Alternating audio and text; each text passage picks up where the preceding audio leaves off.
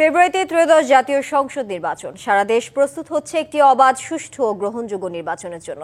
কি ভাবছেন সাধারণ মানুষ থেকে শুরু করে আগামীর জনপ্রতিনিধিরা, সে কথা জানাতে ডিবিসি নিউজে ইলেকশন এক্সপ্রেস ছুটে যাচ্ছে সব সংসদীয় আসনে। এখন রয়েছে সংসদীয় আসন ৮৬, যশোর ২-এ। সিএসআরএম ডিবিসির ইলেকশন এক্সপ্রেস। আজ আমরা রয়েছি যশোর ২ সংসদীয় আসন ৮৬। আজ আমাদের সঙ্গে যুক্ত আসেন ঝিকরগাছা উপজেলা বিএনপির সভাপতি নাজমুল মুন্নিন। স্বাগতম আমাদের সিএসআরএম ডিবিসি ইলেকশন এক্সপ্রেসে। আপনি এই আসনের একজন প্রার্থী, পাশাপাশি উপজেলা বিএনপির সভাপতি। আপনি দীর্ঘদিন ধরে রাজনীতির সঙ্গে যুক্ত রয়েছেন, এখন আপনি প্রচারে রয়েছেন। কেমন সাড়া পাচ্ছেন ভোটারদের থেকে? সিএসআরএম ডিবিসি নিউজকে ধন্যবাদ আজকে একটি উন্মুক্ত পরিবেশে কথা বলতে সুযোগ করে দেওয়ার জন্যে। আমি প্রথমেই স্মরণ করতে চাই মহান আল্লাহ তাআলাকে, যার কৃপায় আজকে আমরা উন্মুক্ত পরিবেশে এখানে কথা বলতে পারছি। আমি প্রথমেই স্মরণ করতে চাই যারা দীর্ঘ বছর আন্দোলন সংগ্রাম করেছেন এবং গণতন্ত্রকে পুনরুদ্ধার করতে গিয়ে যারা শহীদ হয়েছেন, দেশের সার্বভৌমত্ব রক্ষা করতে গিয়ে যারা প্রাণ দিয়েছেন, জুলাই আন্দোলনে যারা শহীদ হয়েছেন, সবাইকে আল্লাহর কাছে তাদের আত্মার মাগফিরাত কামনা করি। সাড়া পাচ্ছি তো অনেক সাড়া পাচ্ছি, কারণ বাংলাদেশের জনগণ একটি সুন্দর বাংলাদেশ দেখতে চায়। একটি সুন্দর বাংলাদেশ বিনির্মাণের লক্ষ্যে আমরা কাজ করেছি দীর্ঘ বছর, প্রায় ১৭ বছর। আমরা মাঠে থেকেছি, আন্দোলন করেছি, সংগ্রাম করেছি। আমাদের বিএনপির হাজার হাজার নেতাকর্মীরা গুম হয়েছে, খুন হয়েছেন। আমিও একজন ভিকটিম পরিবারের সদস্য। আমি কৃতজ্ঞতা প্রকাশ করি আমাদের ভারপ্রাপ্ত চেয়ারম্যান জনাব তারেক রহমান এবং আমাদের দেশনেত্রী বেগম খালেদা জিয়া, যিনি আপসহীন নেত্রী হিসেবে শুধু বাংলাদেশ নয়, সারা বিশ্বে স্বীকৃত।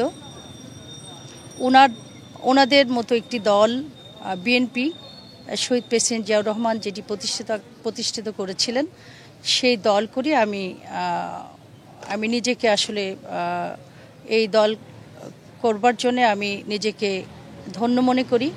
আমি এমন একজন নেতার কর্মী হিসেবে আমাদের চৌগাছা ঝিকরগাছায় কাজ করতে পারার জন্য আমি আল্লাহর কাছে কৃতজ্ঞতা প্রকাশ করি।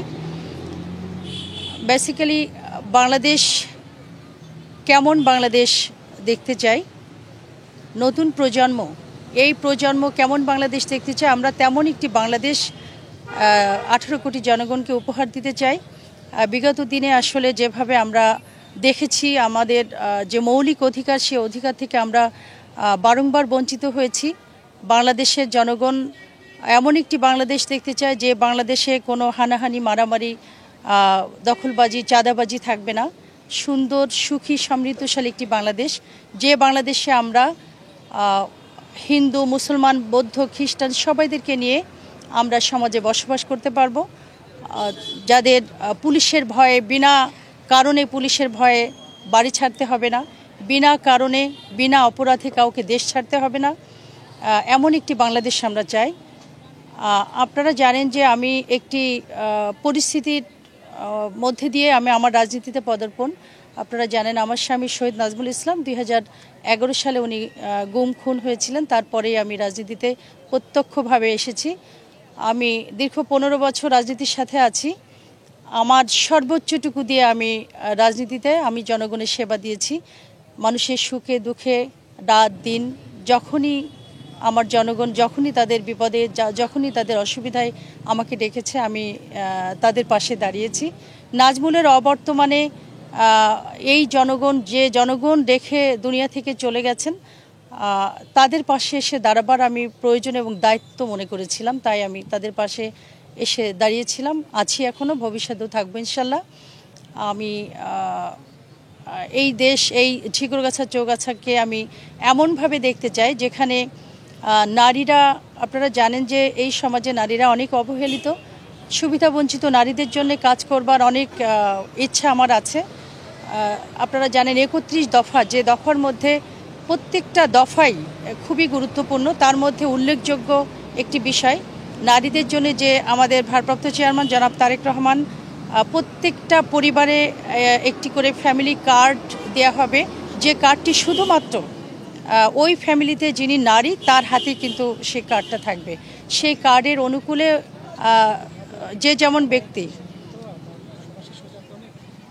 দুঃখিত, আমরা কথা বলছিলাম যশোর 2 আসনের বিএনপি মনোনীত একজন প্রার্থীর সঙ্গে। তিনি জানাচ্ছিলেন তার কথা, আগামীকাল থাকবো যশোর 3 এবং 4 আসনে।